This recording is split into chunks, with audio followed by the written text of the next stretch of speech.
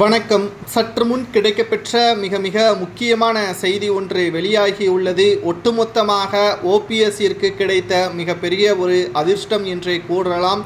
புதிய பதவிகளும் ஓபிஎஸ்ஸிற்கு தேடி வரப்போகிறது. இனி எடப்பாடி பழனிசாமி அவர்கள் நினைத்தாலும் இரட்டை இலை சின்னத்தை முழுமையாக ஓபிஎஸ் பதவி அதிகாரங்கள் இல்லாமல் அவரால் பயன்படுத்த முடியாது.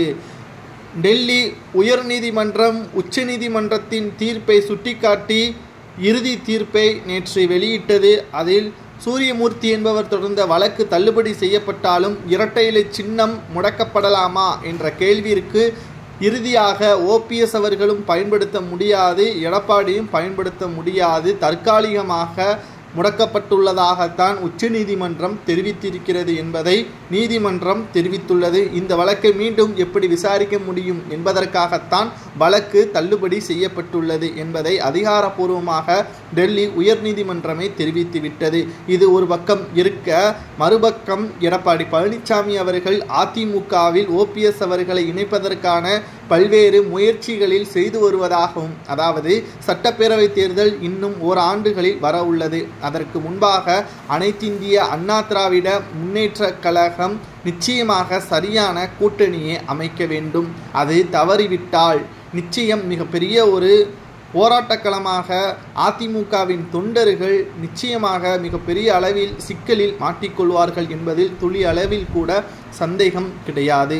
மேலும் அனைத்திந்திய அண்ணா திராவிட முன்னேற்ற கழகத்தை பொறுத்தளவிற்கு வெற்றி வாய்ப்பு என்பது இவர்கள் கூட்டணியும் உட்கட்சி மோதல்கள் இல்லாமலும் இருந்தால் மட்டும்தான். ஏன் கூட்டணி கூட பிரச்சனை இல்லை. அதிமுக கூட்டணி இல்லாமல் 157 தொகுதிகள் வரை சுயேட்சையாக வெற்றியடைந்ததும் உண்டு. கூட்டணிகள் இல்லாமல் தனித்து இதுவரை திமுக கூட அப்படி இருந்தது கிடையாது. அதிமுக தனித்து ஜெயலலிதா அவர்களது காலத்தில் வெற்றியடைந்ததும் ஆட்சி பிடித்ததும் உண்டு.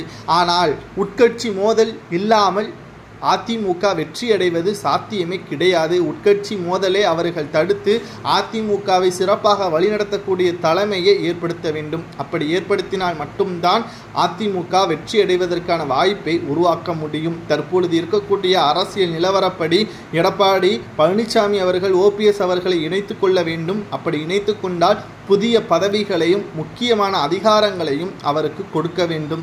அப்போதுதான் இரட்டை இலை சின்னத்தை கொடுக்க முடியும் என்றும் தற்பொழுது ஓபிஎஸ் தரப்பிலிருந்து தகவல்கள் அதிமுகவின் அவைத்தலைவர் தமிழ்மகன் உசைன் அவர்களிடம் தெரிவிக்கப்பட்டுள்ளது. பொறுத்திருந்து பார்க்கலாம். அனைத்திந்திய அண்ணா திராவிட முன்னேற்ற கழகத்தின் நிலைமை என்னவாக மாறப்போகிறது என்பதை பொறுத்திருந்து பார்க்கலாம்.